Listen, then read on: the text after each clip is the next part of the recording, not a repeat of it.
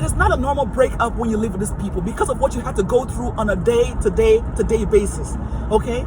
It was literally being at war.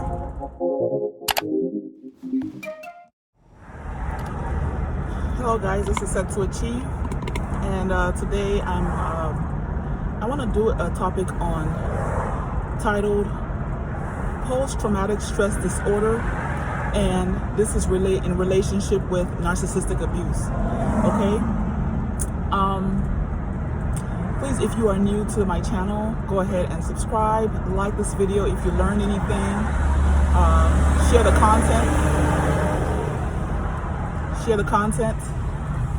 as well as, what else do I say?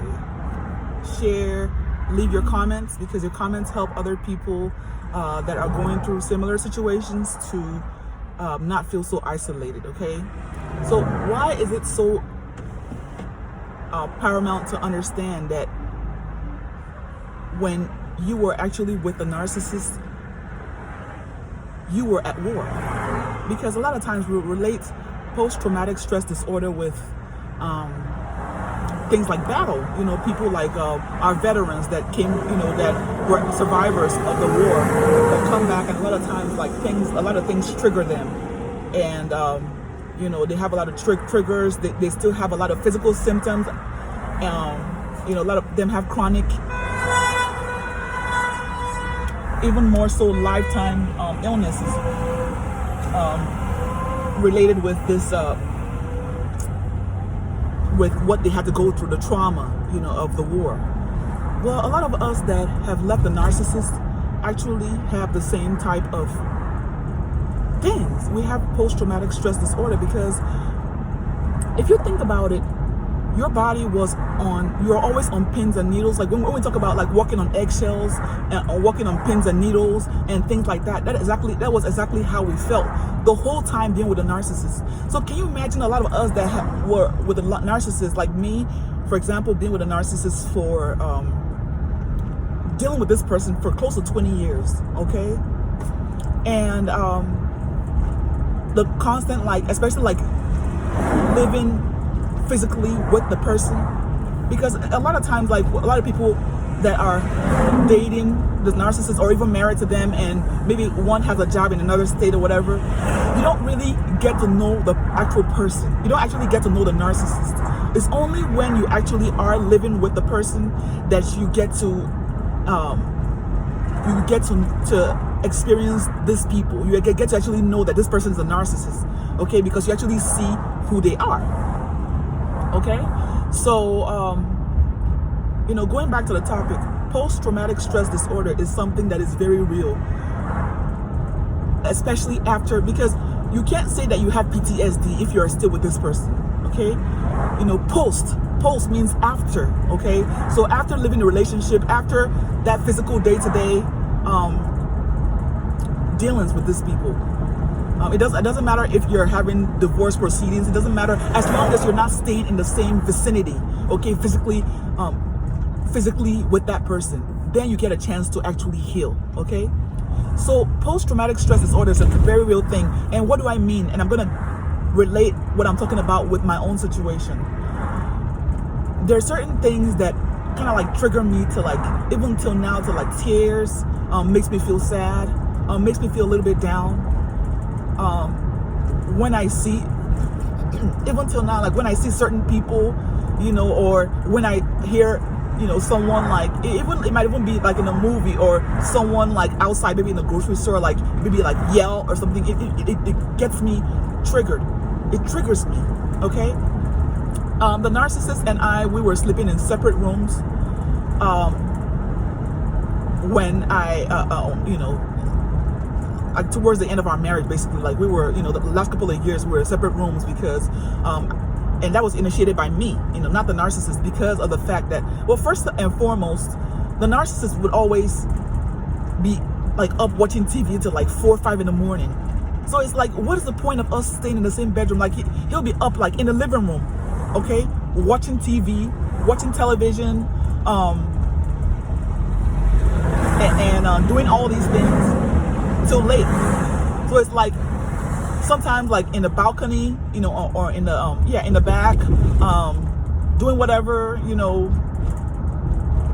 And it's like, aren't we supposed to be in the bed together? You know, so like a lot of the things. And then also they would be in the room, and like when they are in the room, like a lot of times, like they like maybe like I want to watch something or do something or do whatever. They say turn the light off, and it's like it's not even like time for bed. Like it was just like random and really crazy. So I was like, you know what? It's better for us to be in separate rooms, okay? Let it just be in separate rooms, and we can come together, like, you know, for maybe sexual activity or just like to be together, you know, in whichever room that we choose. But it was just best just for our sanity, for the children's sanity, so we're not quarreling and arguing, you know, over like what seems to be minor things, but there's no such thing as a minor thing with these people. But going back to the topic, yes, you do have traumatic stress disorder after you leave these people, you know, because I remember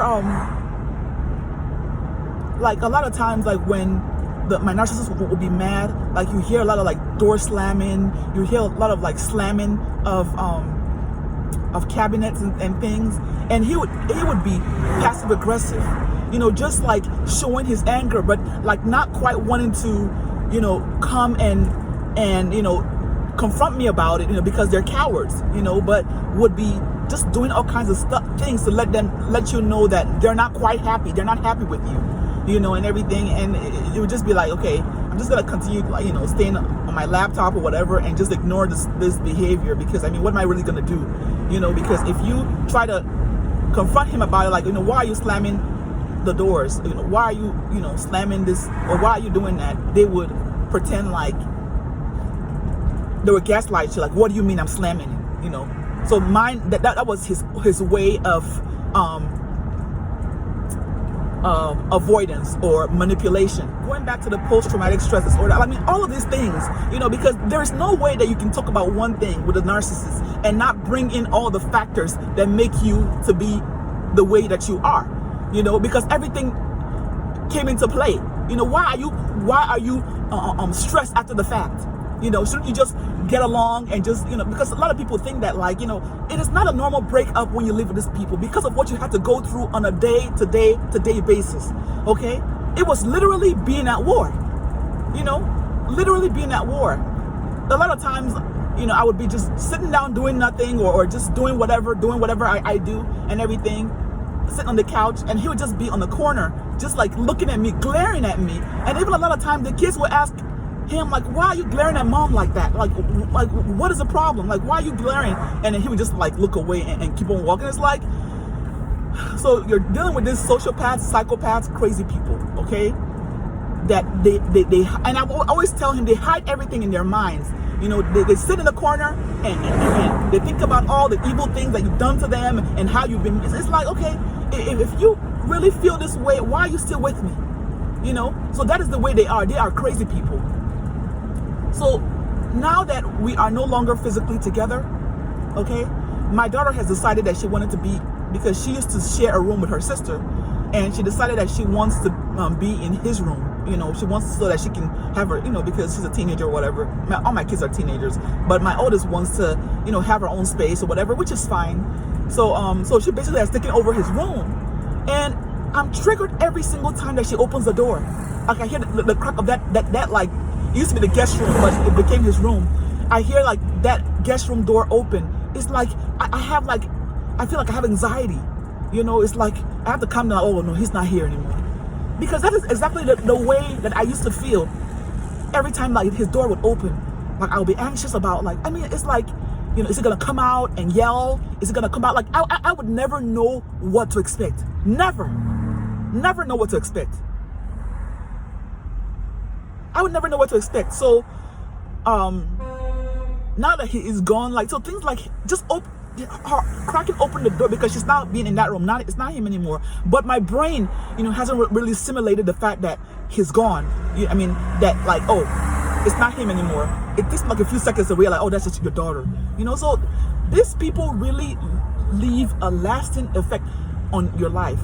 I don't know if I'm gonna ever be the same again. I thank God for the blood of Jesus. I thank God for Christ, you know, that is reforming me and remolding me back. But it's just like only now that I realize how much damage has been done, you know, in my life, in my, you know, in my mentality, my mind and everything. And it's just like, as a matter of fact, it's just like a day-to-day, it's a day-to-day reformation, basically. So I just want to just put out this video for, you know, all the people out there that are with the narcissist or have managed to get out of such a relationship, you know, to understand that this thing is not a one-day journey. You know, surviving, you know, or getting out of a narcissistic relationship, it takes the grace of God.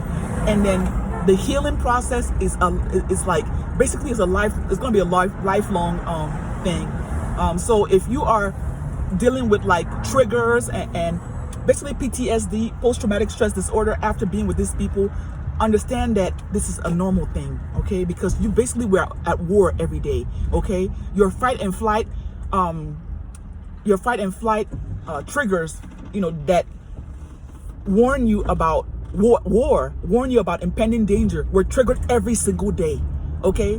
So it's normal, you know, for you, even after you have left these people, to still have symptoms and signs of after dealing with these people, okay? So I just want to put out this video to help somebody, and I hope it does. So please leave your comments, because your comments will help other people to know that this is not something that is unusual, okay? And that they're not alone or isolated, okay? So again, if you are new to the channel, go ahead and subscribe, like the video, share, and also I will leave a link if you want to donate to the channel. That will be very well appreciated, okay? And until next time, peace and blessings.